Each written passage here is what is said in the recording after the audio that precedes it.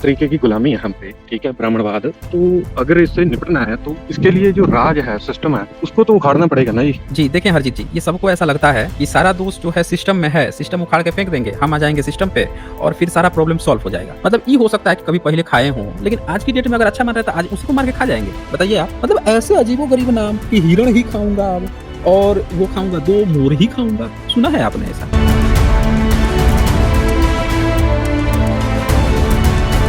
हाँ जी, don't know anything. Hello, बताएँ क्या कहना हाँ, हाँ, बोलिए। नमस्ते सर। हाँ जी, नमस्ते। सर बोलना मतलब रियल हिस्ट्री कहाँ से पढ़े सर, समझ नहीं आता। अच्छा जी, रियल हिस्ट्री जी, कैसे पढ़िएगा? जब चीज़ सारी चीज़ें ही घाल-मेल कर दी गई है, तो कहाँ से आप पढ़िएगा फिर बताइए? जी। हाँ तो जी, वही सब रहता है, मतलब और जो आप बताते हो वो सब नहीं मिलता है कहीं। सब मिलेगा ना, सही कहाँ से जगह पढ़ें? से सोर्स से आप सही जगह सोर्स से मैं जितना बताता हूँ, सब कहीं न कहीं सोर्स बताता हूँ। वो चीज़ आप पढ़िएगा तो मिलेगा। जी, पहले एक चीज़ समझिए आप लोग, सभी साथी जितने लोग सुन रहे हैं एक बात को समझिएगा। रिसर्च का मतलब क्या होता है? रिसर्च का मतलब ये नहीं होता है कि कोई एक किताब आपने उठाया, उसको लाइन से पढ़ दिया सारा इतिहास आप जान गए, ये रिसर्च नहीं होता है। एक किताब जो लिखता है कोई व्यक्ति, तो वो उसके अंदर का क्या पूर्वाग्रह है या वो क्या सोचता है या उसने कहाँ से रेफ़रेंस लिया है या उसके आइडियल कौन हैं, उस हिसाब से वो चीज़ों को परोसते जाता है उस किताब में। तो इसीलिए दुनिया का कोई भी इतिहास का किताब होगा वो पूरी तरह से सही नहीं हो सकता है। परसेंटेज रहेगा कि ये इतना परसेंट सही है, ये इतना परसेंट सही है। रिसर्च क्या कहता है कि सारी किताबें पढ़िए और जी जो सर। ऑथेंटिक है, जिस पर आपको लग रहा है कि बेस्ट पॉसिबल यही चीज़ यहाँ पे हुआ है या ये व्याख्या इन्होंने गलत की है, आपकी व्याख्या सही है और उसके विभिन्न सोर्सेस आपके अवेलेबल हैं, तो उस हिसाब को वो देंगे या फिर आप रेफ़रेंस करेंगे। एक ही किताब में कुछ अच्छी भी चीज़ें हो सकती हैं कुछ आपके विचार के विपरीत भी हो सकती हैं, ये भी हो सकता है। बहुत सारे लोग आते हैं कहते हैं कि सर आपने वो किताब बताया था उसमें तो ये भी लिखा है। तो भाई रिसर्च ये नहीं कहता है कि उस किताब की सारी चीज़ को ही हमें मान लेना है। रिसर्च ये कहता है कि उसमें से कुछ चीज़ें जो जिसकी उसने सही बताया है उसको आप ले सकते हैं। जो खराब बताया है उसको छोड़ भी सकते हैं या उसको भी आप बता सकते हैं कि यहाँ पे उन्होंने ये गलती भी की है। तो ये चीज़ होती है। तो इसीलिए कभी एक किताब के भरोसे मत रहिए कि कहाँ से पढ़ें। समझ रहे हैं ना? ये चीज़ है। जी सर, चलें फिर चलें फिर। ठीक है। शादांशु जी यहाँ पे लिखते हैं जय भीम एसचे सर मुझे लगता है कि इन्होंने पाली पाकित को ट्रांसलेट करने का प्रयास किया बट कुछ भी समझ नहीं आया तो गपोड़ दिया लोग पढ़ेंगे तो हंसेंगे इसीलिए तो यहाँ के लोगों को पढ़ने से मना किया। अब देखें आपने ये बात पूछी है ना तो मैं आपको एक उदाहरण दिखाता हूँ। एक बड़ा बढ़िया आपको उदाहरण दिखाता हूँ। एक किताब है डॉक्टर राजेंद्र प्रसाद सिंह जी की। उन्होंने सम्राट अशोक पे किताब लिखी है। किताब का नाम है ये एक मिनट मैं आपका ये हटा देता हूँ। सम्राट अशोक का सही इतिहास राजेंद्र प्रसाद सिंह डॉक्टर राजेंद्र प्रसाद सिंह इनका ये किताब है। तो इसमें इन्होंने बड़ा अच्छा एक कोट किया है उसको आप देखिए आपको समझ में आएगा कि ये कितना घालमेल करते हैं। ये जो सो कॉल्ड अपने को बोलते हैं कि हम ब्राह्मण हैं आप कम्युनिस्ट हैं तो हम इतिहासकार हैं तो हम ब्राह्मण इतिहासकार हैं तो राष्ट्रवादी हैं ये सारे के सारे ढपोरे हैं। इवन जो अंग्रेज हैं उनमें भी बहुत सारे ढपोरे थे। चार्ल्स एलन जो है वो अपनी किताब अशोका में लिखते हैं कि जो जॉन्स विलियम्स थे तो 19 अप्रैल 1795 के बाद से जिस हिसाब से काम शुरू हुआ था उसी हिसाब से उसमें डब्बे में चला गया क्योंकि बाद वाला जो अंग्रेज आया वो संस्कृत में इंटरेस्ट दिखा रहा था। संस्कृत की गप में वो अपने पूर्वाग्रह से ही बाहर नहीं निकल रहा था। संस्कृत की हर चीज उसको सही लग रही थी। आर्कियोलॉजी पे उतना ध्यान ही नहीं दे रहा था। तो बहुत सारे इतिहासकार जो हैं बाहर के उन्होंने खुल के भी इस बात को लिख दिया है। अंग्रेजों की भी धूर्तता को लिखा है उन्होंने। कोई लोग कहता है कि नहीं नहीं उस अंग्रेज ने लिख दिया है इसीलिए सही है। भाई साहब आपको उसका भी पूर्वाग्रह देखना पड़ेगा ना। किन लोगों से मिल रहा है, किन लोगों की बात को तवज्जो दे रहा है, वो क्या निष्पक्ष है कि नहीं है, ये भी सारा चीज जांच करना पड़ेगा। अब देखें ये मैं इसलिए खोला हूँ कि ये सच्चाई थोड़ा सब लोगों को जानना जरूरी है। देखें इसमें क्या बात है, क्या इन लोगों ने इतिहास में गलतफहमी फैलाई है। लिखते हैं भारत के इतिहास में यह बहुविख्यात स्थापना है कि सम्राट अशोक ने लिखवाया है कि राजकीय रसोई में पहले जहां सैकड़ों पशु पंछी भोजन के लिए मारे जाते थे वहां अब सिर्फ 3 प्राणी मतलब 2 मोर और 1 हिरण मारे जाते हैं। भविष्य में वे भी नहीं मारे जाएंगे। तो यहाँ पे अब जो इतिहासकार है उन लोगों की क्या व्याख्या है, उन्होंने क्या लिख दिया, इतिहास में स्थापित कर दिया कि सम्राट अशोक जो हैं वो क्या कह रहे हैं कि 2 मोर खाते थे, एक हिरण मार के खाते थे। अब पहले जो है सैकड़ों पशु पंछी जो हैं उसको मार के खाते थे, अब जो है 2 हिरण, 1 हिरण और 2 मोर को मार के खाएंगे। भाई ये बताइए कि कोई राजा होगा और जो चिकन होता है, चिकन सिंधु घाटी सभ्यता में उसकी हड्डियां मिल गई, वहां के लोग जो है चिकन खाते थे, मुर्गियां खाते थे, इसके भी प्रमाण मिल गए। अब सम्राट अशोक जो हैं वो 2 मोर खाते थे, मतलब उनका टोटम जो है वो मोर ही खाते थे या हिरण खाते थे, मतलब उनको मांस भी खाना है तो बकरा नहीं खाएंगे, अगर उनको मांस ही खाना है तो चिकन भी नहीं खाएंगे, मछली भी नहीं खाएंगे, क्या खाएंगे? 2 मोर खाएंगे या हिरण खाएंगे। मतलब ऐसे ऐसे भारत में इतिहासकार ढपोरे पैदा हुए हैं जो इस तरह के थे। इसका खंडन किए हैं ये डॉक्टर राजेंद्र प्रसाद सिंह जी, ऐसे नहीं, ध्यान से समझिएगा। तो ये बताइए कोई मांसाहारी व्यक्ति हो, आज ही की डेट में देख लीजिए, मांस खाता हो तो उसको उसको अपना मांसाहार कम करना हो तो कहेगा ना कि नहीं नहीं आज के बाद से मैं थोड़ा फिश खाऊंगा, महीने में 1 बार खा लूंगा या 2 बार खा लूंगा, चिकन 1-2 बार खा लूंगा या कुछ बकरा खा लूंगा, ऐसी बात करेगा ना। मतलब ऐसे अजीबो-गरीब नाम कि हिरण ही खाऊंगा अब, और वो खाऊंगा 2 मोर ही खाऊंगा। सुना है आपने ऐसा? ये भारत के ये सो कॉल्ड इतिहासकार जो हैं ये स्थापित किए हुए हैं, धूर्त जो हैं। अब देखिए इनको सुनिए कितना अच्छा से इसको एक्सपोज किए हैं, इनकी जो धूर्तता है। ये लिखते हैं सवाल यह है कि मोर मौर्य वंश का टोटेम और हिरण बौद्ध धर्म का पवित्र पशु था। बड़ी अच्छी बात है कि दोनों के दोनों चीज जो है यही का है, ये समझ रहे हैं? दोनों जो है वो भी उसी का प्रतीक है, बौद्ध धर्म का ही प्रतीक है वो भी, और ये भी उसी का प्रतीक है, और इन्हीं दोनों को मार के खिलवा रहे हैं ये सो कॉल्ड इतिहासकार लोग हैं।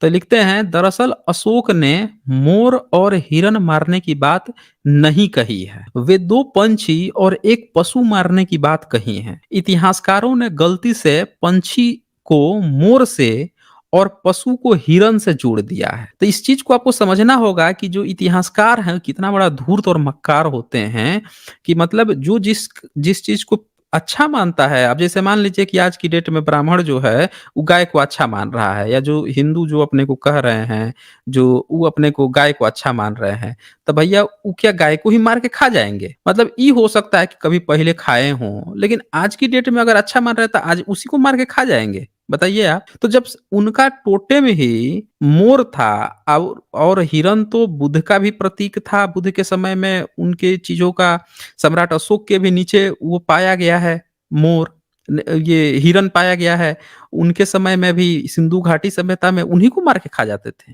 वाह रे धुरतो वाह। तो देखें क्या लिखते हैं, आप शाहबाजगढ़ी का शिलालेख पढ़िए, उसमें लिखा है कि 2 मृगो मारे जाएंगे। फिर मनसेहरा का शिलालेख पढ़िए, लिखा है मृगे मारे जाएंगे। मतलब है कि अशोक ने लिखवाए हैं 2 मृग और 1 मृग मारे जाएंगे। मृग का मतलब पंछी और मृग का मतलब पशु होता है, अर्थात अशोक ने 2 पंछी और 1 पशु मारने की बात कही है, यानी कि वो शाकाहार को जब बढ़ावा दे रहे थे तब उन्होंने 2 पंछी और 1 पशु की बात की है। अब पंछी में सब लोग जानते हैं कि लोग ज्यादातर कौन से पंछी को खाते हैं, जानवर में कौन को खाते हैं, इन लोगों ने इतने बड़े धूर्त हैं कि मृग और मृग जो लिखा है इसका इन्होंने संस्कृत की तरह अनुवाद कर लिया। जैसे देवानपीय का इन्होंने बिलव्ड ऑफ गॉड अनुवाद कर लिया, उसी तरह से मृग और मृग जो है भाई वो पाली पाकित के शब्द हैं, उसका अर्थ उनके हिसाब से निकलेगा, संस्कृत की तरह नहीं निकलेगा। संस्कृत में भी मृग हस्ती लिखा हुआ है, तो मृग हस्ती का मतलब क्या होता है? मृग का मतलब तो मृग हस्ती लिखा हुआ है, हाथ वाला मृग, हाथ वाला जानवर। हाथी को मृग हस्ती कहता है संस्कृत में। हाथ वाला जानवर कौन होता है? हाथी होता है। हाथी शब्द उन लोगों को नहीं पता था हाथी, तो उन्होंने लिख दिया मृग हस्ती। तो मृग मतलब जानवर, हस्ती मतलब हाथ वाला जानवर, तो वहां भी जानवर जानवर ही होता है ना, है? मृग का मतलब इन्होंने हिरण बना दिया, क्योंकि बाद की डिक्शनरी में इन लोगों ने उसका मतलब हिरण लिखा है। मृग, मृग छाया, मृग वो मृग जाला, रामायण में इन्होंने प्रयोग किया है कि मृग था। तो ये हमें समझना पड़ेगा कि ये इतने बड़े धूर्त खिलाड़ी हैं इतिहासकार, सो कॉल्ड इनके स्कॉलर, यही गपोड़ के या लोगों को बेवकूफ बनाते हैं। पता नहीं कौन सी कैसे रिसर्च करते हैं सब। और सुनिए मुर्ग से फारसी का मुर्ग बना है, ये समझिएगा। मुर्ग से फारसी का मुर्ग बना है। मुर्ग मुसल्लम आपने सुना होगा, ये वहां से आया आ रहा है। फारसी में मुर्ग का अर्थ पंछी होता है। अब ये मुर्गा जो है ना, वो भी नहीं होता है, उसका मतलब पंछी होता है। मुर्गा बाद में उसका पर्याय बन गया। जैसे डिटर्जेंट जो पाउडर होता था, तो उसको लोग सर्फ सर्फ आजकल सर्फ नाम था उसका, आजकल लोग सर्फ कहते हैं, भाई सर्फ दे दो। दूसरा भी नाम का कोई डिटर्जेंट मांगेंगे, लेकिन क्या कहेंगे, सर्फ दे दो, क्योंकि लोगों को ऐसा पता है कि किसी भी डिटर्जेंट पाउडर का नाम उसको सर्फ कहा जाता है, जबकि सर्फ एक पार्टिकुलर ब्रांड का नाम था। उसी तरह से यहाँ पे एक पार्टिकुलर पंछी को ही पूरा कहा जाता था मुर्ग, लेकिन आजकल नाम ही बन गया, मुर्गा कहा जाने लगा जिसको ये खाते थे। तो ये यहाँ पे आ रहा है। आगे देखिए, लिखते हैं इसीलिए मुर्ग बाग का अर्थ पंछी विहार। ये ध्यान से देखिएगा, मुर्ग विहार का मतलब पंछी विहार होता है, न कि मुर्गा का विहार होता है। और मुर्गे मुर्गे शहर का अर्थ सुबह बोलने वाला पंछी। देख लीजिए, मुर्गे शहर का अर्थ सुबह बोलने वाला पंछी। शुतुरमुर्ग का अर्थ ऊंट जैसी लंबी गर्दन वाला पंछी। और मुर्गावी का अर्थ बतख की प्रजाति का पंछी होता है। ये देख लीजिए, सारा इसी से डिराइव हो रहा है। इसको कहते हैं भाषा विज्ञान। डॉक्टर राजेंद्र प्रसाद सिंह जी जो हैं, वो भाषा विज्ञानी हैं। भाषाओं का उनको अच्छा उस पर पकड़ है, और उन्होंने सारा खोल के दिखा दिया कि देखो ये कैसे कैसे कहाँ कहाँ से क्या क्या चीजें बनी हैं। अधूर्त जो है आज भी प्रचार क्या कर रहा है कि वो हिरन खाते थे, अपना टोटम को ही मार के खा जाते थे। और बुद्ध और धर्म का जो प्रतीक था हिरन, उसी को मार के खा रहे थे हैं? और वो भी जब शाकाहार का आ रहे हैं तब भी उसी को मार के खा रहे हैं। वाह रे धूर्त। तो फिर लिखते हैं मृग में संस्कृत का मृग बना है। मृग का असली अर्थ पशु होता है, हिरण बाद में उसका पर्याय बना है। तो देखिए, संस्कृत की तरह ये अर्थ निकाले हैं सब। सम्राट अशोक का इंस्क्रिप्शन पाली पाकित में था। ये ट्रांसलेटर जितने भी हैं, चाहे वो कहीं का भी हो, विदेश का ही क्यों ना हो, वो सब क्या करते थे, अर्थ निकालते थे संस्कृत की तरह। हिरण बाद में उसका पर्याय बना, इसीलिए शेर को मृगराज। देखिए, शेर को भी मृगराज कहा जाता है, यानी पशुओं का राजा है। तो तभी भी उसको पशु कहा जा रहा है। धूर्त सब बना दिए उसी को कि मुर्गा वो खाते थे, हिरण खाते थे। बंदर को शाखा मृग, शाखाओं पर रहने वाला पशु। देखिए, बंदर को शाखा मृग कहते हैं, समझिए इस भाषा विज्ञान को। और हाथी को हस्तिन मृग, हाथ वाला पशु कहा जाता है। तो बताया मैंने, कन्नड़ और मलयालम में आज भी पशु को मृग ही कहा जाता है। देख लीजिए, कन्नड़ मलयालम में आज भी पशु को मृग ही कहा जाता है। मृग्या अर्थात शिकार। तो शिकार सिर्फ मृग, हिरण का नहीं, बल्कि अनेक प्रकार के पशुओं का होता है।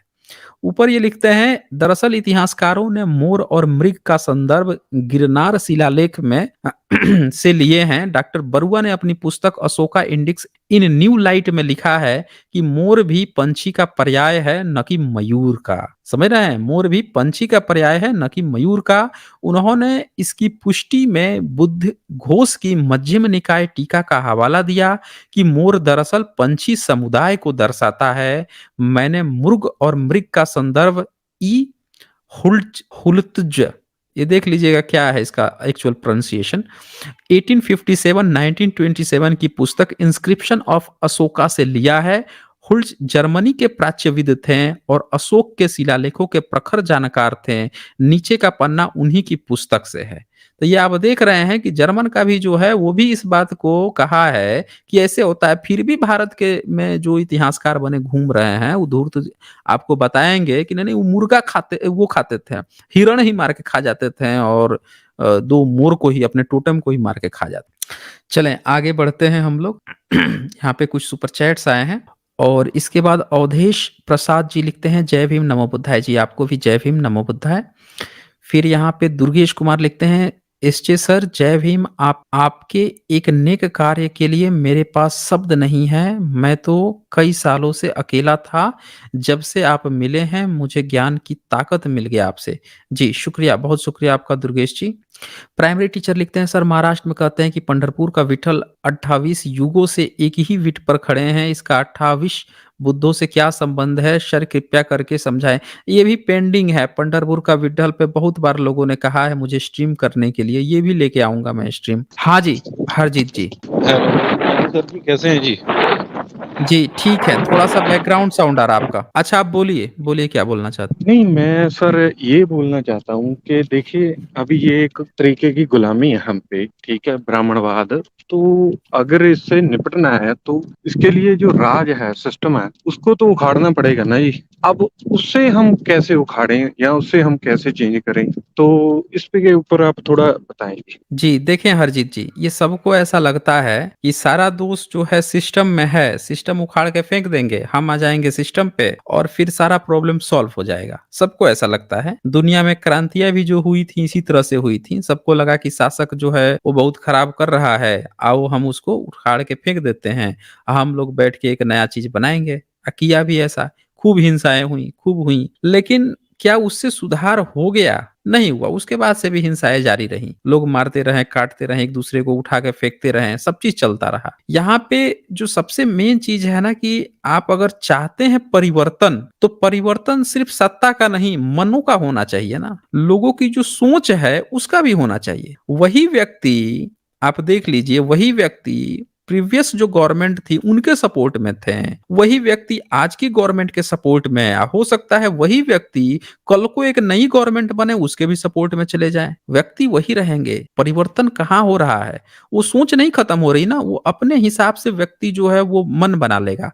उसकी मन की जो भावना है वो ये सोचेगा कौन सी गवर्नमेंट जो है उसकी चीजों को फुलफिल करेगी, उसको वो समर्थन देगा। तो यहाँ पे वो जो पब्लिक की या जो चीज वो चाहता है वही सिस्टम बना रहे उसको वो सपोर्ट दे देगा। थोड़ा बहुत 3-5 करेगा फिर बाद में उसको हटा भी देगा। उसमें परिवर्तन नहीं हो रहा ना, तो हमारा मेन काम है ना परिवर्तन को करना। सत्ता तो आप चाहे जिसकी भी ले आइए, हमने तो कितनी सत्ताएं देखी हैं, हमने तो अपने बहुजनों की भी सत्ताएं देख ली और उसके बाद से भी देखा कि लोग और ज्यादा धार्मिक हुए जा रहे हैं और मंदिर जा रहे हैं और मस्जिद जा रहे हैं और उसमें जा रहे हैं और खूब वो चल रहा है। तो इसीलिए हम लोगों का काम सत्ता और इन चीजों पे न होके हमें लोगों का जो मन परिवर्तन है, जैसा हम एक भारत चाहते हैं वो चाहते हैं। पॉलिटिक्स पॉलिटिक्स एक अलग चीज है। कल को लोगों का परिवर्तन अच्छा हो गया, अमेरिका में जैसे है, अमेरिका में आप देखें कि वहां पे जो लोग प्रेसिडेंट के चुनाव लड़ते हैं तो वो दोनों जो है आमने सामने खड़े हो जाते हैं, पब्लिक क्वेश्चन पूछती है, उसके जवाब उनको देने पड़ते हैं। इस तरह की भी वहाँ सिस्टम है। अपने यहाँ ऐसा कोई सिस्टम नहीं है। अपने यहाँ तो कोई दबंग वबंग है अपने क्षेत्र में उठा दबंगई करके जाके लोगों को हड़काया उड़काया, पैसे बांटा, ये वो किया, वो भी बन जाता है। तो वो क्यों बन जाता है? क्योंकि हमारे पास ऐसा सिस्टम नहीं है ना। लोग अभी डरे हुए हैं, लोगों के अंदर उनके पास अभी एजुकेशन नहीं पहुंची, उनको पता नहीं है। वो एक बोतल दारू पे बिक जाते हैं, वो लोग एक थोड़ा से पैसे पे बिक जाते हैं, उनमें चेतना ही नहीं है ना। तो हम परिवर्तन करके भी लोग वैसे के वैसे रह जाएं। अब नई सरकार भी आए, सब चीज अपना काम वाम करके चली जाए, फिर नई सरकार आए वो भी चली जाए, लेकिन लोगों में ही कोई परिवर्तन नहीं हो तो वो क्या है? तो सबके अलग अलग काम है। हमारा काम जो है हमें लोगों के विचारों का परिवर्तन है, हम लोग का ये चीज है। जी हरजीत जी। सर लेकिन जो चेंज जो आप कह रहे हैं ना कि हम लोगों के विचार बदल देंगे, ये दो तरीके से चेंज होता है। एक तो ये है कि भाई हम पूरा भारत जो है उसके विचार बदल दें। दूसरा तरीका ये है कि हम हुकूमत बदल दें। अगर हुकूमत बदल जाएगी तो विचार भी बदल जाएंगे, जैसे ब्राह्मण ने पुराने समय में किया। उन्होंने राज स्थापित किया और उन्होंने बुद्धिस्टों को बाद में धीरे धीरे उन्होंने शूद्र बना दिया। तो ये दो तरीके से होता है ये काम। आज के टाइम पे अगर कोई जरूरी चीज है वो है कि राज पलटे। अगर राज पलट दिया तो बाकी चीजें तो अपने आप उसके अंदर आ जाती हैं। जैसे अफगानिस्तान में क्या हुआ, वो कहते कि हम काफिरों का राज नहीं होने देंगे। उन्होंने जंग की, उन्होंने तकरीबन 50 देशों के साथ उनकी जंग चली है। अमेरिका उसमें सबसे आगे था। वो कहते कि हम इनका राज नहीं होने देंगे, राज हमारा रहेगा तो बाकी की प्रॉब्लम हम सॉल्व कर देंगे। अब अगर आप दुबई में देखो, यहाँ पर बिल्कुल रेत है, कुछ भी नहीं है, कोई जमीन उपजाऊ नहीं है, कुछ नहीं है।